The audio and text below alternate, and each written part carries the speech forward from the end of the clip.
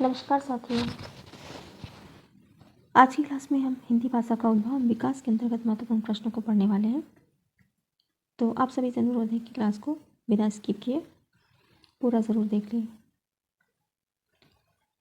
प्रश्न 1, निम्न भाषाओं के कालक्रम के अनुसार कौन सा सही है? नंबर 1, संस्कृत, पाली, प्राकृत, अपभ्रंश। 2, पाली, संस्कृत, अपभ्रंश या प्राकृत। 3, अपभ्रंश, पाली, प्राकृत, संस्कृत। अपभ्रंश, पाली, प्राकृत या संस्कृत। प्रश्न पूछ रहा है निम्न भाषाओं के कालक्रम के अनुसार कौन सा सही है? सही उत्तर होगा इसका संस्कृत, पाली, प्राकृत और अपभ्रंश, ये इसका कालक्रम है। प्रश्न 2, दक्षिण भारत की भाषाएं किस परिवार की है? दक्षिण भारत की भाषाएं किस परिवार की है? द्रविड़ परिवार, आर्य परिवार, एक या दो, दोनों, इनमें से कोई नहीं। दक्षिण भारत की भाषाएं ये द्रविड़ परिवार की है। दक्षिण भारत की भाषा को द्रविड़ कहा जाता है। प्रश्न 3, हिंदी भाषा की उत्पत्ति हुई है। हिंदी भाषा की उत्पत्ति हुई है वैदिक संस्कृत से, लौकिक संस्कृत से, सौरसेनी अपभ्रंश से या प्राकृत से। हिंदी भाषा की उत्पत्ति सौरसेनी अपभ्रंश से मानी जाती है। प्रश्न 4, अपभ्रंश भाषा का काल इनमें से क्या है? 1500 ईसा पूर्व से 500 ईसा पूर्व, 500 ईसा पूर्व से 1 ईसा पूर्व, 500 ईसा पूर्व से 1000 ईस्वी, 1000 ईसा पूर्व से 1500 ईसा पूर्व। अपभ्रंश भाषा का काल इनमें से 500 से 1000 ईसा पूर्व, माफ कीजिए 500 ईसा पूर्व से 1000 ईस्वी। इसका सही उत्तर होगा 500 ईसा पूर्व से 1000 ईस्वी। प्रश्न 5, ऋग्वेद में किस भाषा का प्रयोग हुआ है? ऑप्शन देखेंगे इसके। ऋग्वेद में पाली, वैदिक संस्कृत, अवाट्य या प्राकृत। ऋग्वेद में वैदिक संस्कृत भाषा का प्रयोग हुआ है। वैदिक संस्कृत भाषा का प्रयोग हुआ है ऋग्वेद। प्रश्न 6, इनमें से कौन सा नाम अपभ्रंश के लिए प्रयुक्त नहीं होता है? इनमें से कौन सा नाम अपभ्रंश के लिए प्रयुक्त नहीं होता है? अवहट्ट, देश भाषा, डिंगल। इसको अवहत्त कर लीजिएगा, अवहत्त। इनमें से कौन सा नाम अपभ्रंश के लिए प्रयुक्त नहीं होता? अवहट्ट, अवहत्त, देश भाषा, इनको छोड़कर डिंगल भाषा का प्रयोग अपभ्रंश के लिए प्रयुक्त नहीं होता है। प्रश्न 7, इनमें से कौन सी भाषा वियोगात्मक भाषा है? इनमें से कौन सी भाषा वियोगात्मक भाषा है? संस्कृत, प्राकृत, अपभ्रंश या पाली। इनमें से अपभ्रंश भाषा को वियोगात्मक भाषा कहा गया है। प्रश्न 8,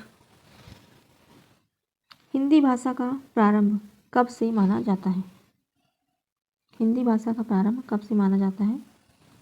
1500 ईस्वी, 500 ईस्वी, 1800 ईस्वी या 1000 ईस्वी। हिंदी भाषा का प्रारंभ 1000 ईस्वी से 1000 ईस्वी से माना जाता है। प्रश्न 9, अपभ्रंश के भेद नागर, उपनागर व ब्राह्मण किसने दिए हैं? अपभ्रंश के भेद नागर, उपनागर व ब्राह्मण ये किसके द्वारा दिए गए हैं? हेमचंद, विद्यापति, लक्ष्मीधर या मार्कंडेय। अपभ्रंश के भेद नागर, उपनागर व ब्राह्मण किसने दिए हैं? ये मार्कंडेय जी द्वारा दिए गए, मार्कंडेय जी द्वारा दिए गए हैं। प्रश्न 10, हिंदी भाषा किस लिपि में लिखी जाती है? हिंदी भाषा किस लिपि में लिखी जाती है? देवनागरी, ब्राह्मी, गुरुमुखी या सौराष्ट्री? हिंदी भाषा ये देवनागरी लिपि में लिखी जाती है, देवनागरी लिपि में लिखी जाती है। प्रश्न 11, पाली भाषा का एक अन्य नाम है, पाली भाषा का एक अन्य नाम है मागधी, प्राकृत, अपभ्रंश या ब्राह्मण? पाली भाषा का एक अन्य नाम है जिसे हम मागधी भी कहते हैं, पाली भाषा को हम मागधी भाषा भी कहते हैं, मागधी। प्रश्न 12, अपभ्रंश के प्रथम महाकवि कौन थे? प्रश्न, अपभ्रंश के प्रथम महाकवि कौन थे? हेमचंद्र, स्वयंभू, रामचंद्र या सोमप्रभु सूरी? अपभ्रंश के प्रथम महाकवि स्वयंभू थे। प्रश्न 13, पूर्वी हिंदी की उत्पत्ति किस अपभ्रंश से हुई है? पूर्वी हिंदी की उत्पत्ति किस अपभ्रंश से हुई है? प्राचीन, सौरसेनी या अर्ध मागधी? प्राचीन, सौरसेनी या अर्ध मागधी? पूर्वी हिंदी की उत्पत्ति ये अर्ध मागधी से हुई है। पूर्वी हिंदी की उत्पत्ति, पूर्वी हिंदी की उत्पत्ति किस अपभ्रंश से हुई है? तो ये अर्ध मागधी से। प्रश्न 14, अपभ्रंश काल में बोलचाल की भाषा का नाम क्या था? अपभ्रंश काल में बोलचाल की भाषा का नाम क्या था? हिंदी, देश भाषा, अवहट्ट या अवहत्थ? अपभ्रंश काल में बोलचाल की भाषा का नाम अवहट्ट था, अवहट्ठ। प्रश्न 15, पाली किस धर्म की भाषा है? पाली किस धर्म की भाषा है?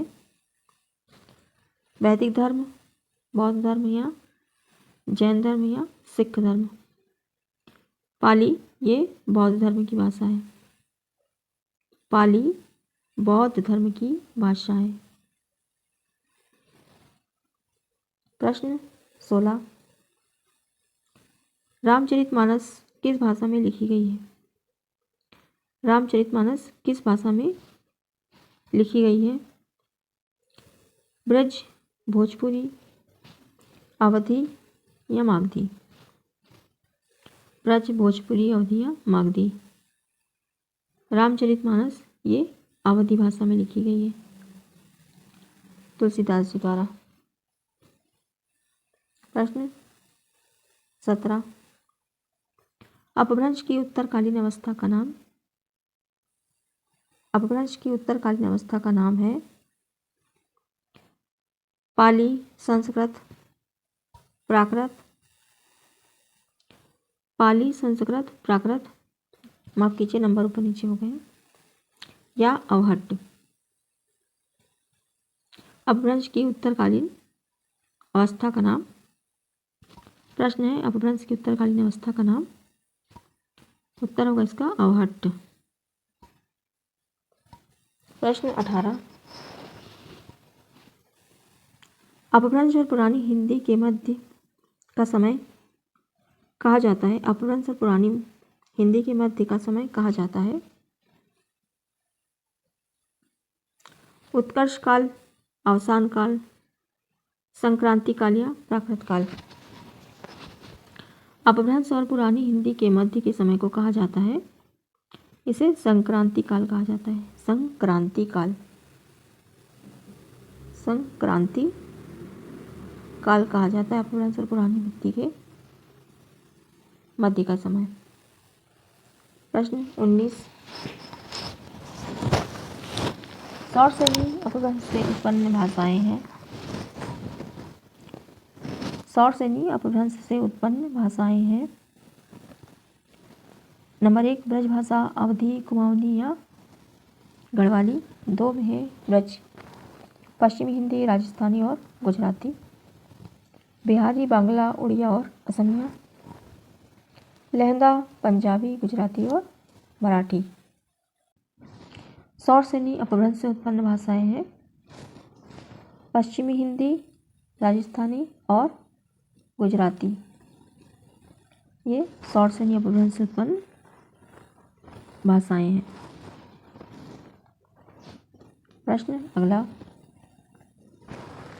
बिहारी, बांग्ला, उड़िया और असमिया भाषाओं का उद्भव किस अपभ्रंश से हुआ है? प्रश्न है, बिहारी, बांग्ला, उड़िया और असमिया भाषाओं का उद्भव किस अपभ्रंश से हुआ है? मागधी, अर्धमागधी, पैसाची और सौर सेनी। बिहारी, बांग्ला, उड़िया और असमिया।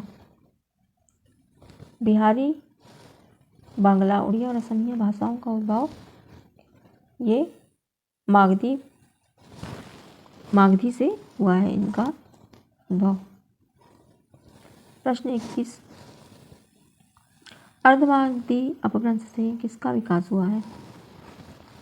पश्चिमी हिंदी, पूर्वी हिंदी, मराठी या गुजराती। अर्धमागधी अपभ्रंश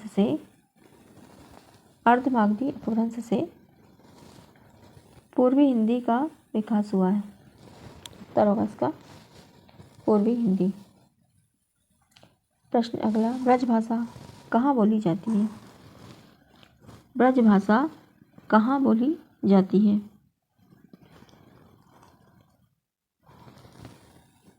प्रश्न, इलाहाबाद, ओरछा, मथुरा, वृंदावन या बनारस। इलाहाबाद, ओरछा, मथुरा, वृंदावन या बनारस। ब्रज भाषा ये मथुरा, वृंदावन में बोली जाती है। प्रश्न 23, अपभ्रंश जब साहित्यिक भाषा थी उस समय बोलचाल की भाषा कौन सी थी? अपभ्रंश जब साहित्यिक भाषा थी उस समय बोलचाल की भाषा कौन सी थी? अवहट्ट, पाली, देशभाषा या हिंदी। अपभ्रंश जब साहित्यिक भाषा थी उस समय बोलचाल की भाषा ये अवहट्ट थी। तो ये थे दोस्तों आज के कुछ महत्वपूर्ण प्रश्न। इसका अगला भाग जल्द ही लेकर उपस्थित होंगे। तब तक के लिए नमस्कार। क्लास पसंद आई हो तो लाइक ज़रूर कीजिएगा। अगली क्लास में फिर मिलते हैं, तब तक के लिए नमस्कार।